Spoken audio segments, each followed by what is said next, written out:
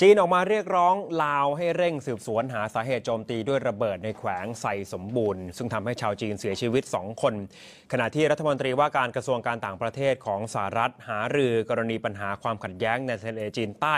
กับผู้นำลาวในฐานะประธานอาเซียนปีนี้ครับนายจอห์นแคร์รีรัฐมนตรีว่าการกระทรวงการต่างประเทศสหรัฐเข้าพบกับนายทองสิงห์ธรรมวงศ์นายกรัฐมนตรีลาวกรณีปัญหาข้อพิพาทในทะเลจีนใต้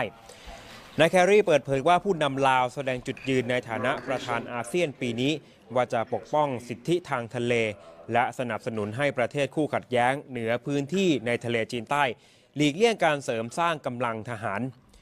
นอกจากนี้ยังมีการหารือการเพิ่มความช่วยเหลือในด้านต่างๆรวมทั้งการให้งบประมาณสำหรับเก็บกู้ทุ่นระเบิดที่หลงเหลือจากสงครามเวียดนามซึ่งยังเหลืออยู่ประมาณ30%และทำให้มีผู้เสียชีวิตไปแล้วประมาณ 50,000 คนนับตั้งแต่สิ้นสุดสงครามในลาวเป็นต้นมานางหัวชุนอิงโฆษกกระทรวงการต่างประเทศจีนออกมาเรียกร้องรัฐบาลลาวเร่งสืบสวนเหตุระเบิดโจมตีในแขวงไซสมบูรณ์ซึ่งทำให้ชาวจีนเสียชีวิต2 คนและได้รับบาดเจ็บ1 คนในจำนวนนี้เป็นลูกจ้างของบริษัทเหมืองแร่จากมณฑลยูนนานอย่างน้อย1 คน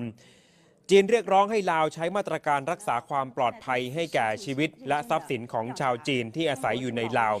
โดยเฉพาะพื้นที่ที่มีปัญหาความขัดแย้งระหว่างรัฐบาลลาวกับกลุ่มชาติพันธุ์ติดอาวุธม้งมาเป็นเวลานานขณะนี้สถานเอกอัครราชทูตจีนประจำเวียงจันทร์จะประสานงานกับหน่วยงานที่เกี่ยวข้องของลาวอย่างใกล้ชิดเพื่อติดตามความคืบหน้าของเหตุการณ์ในลาวต่อไปครับ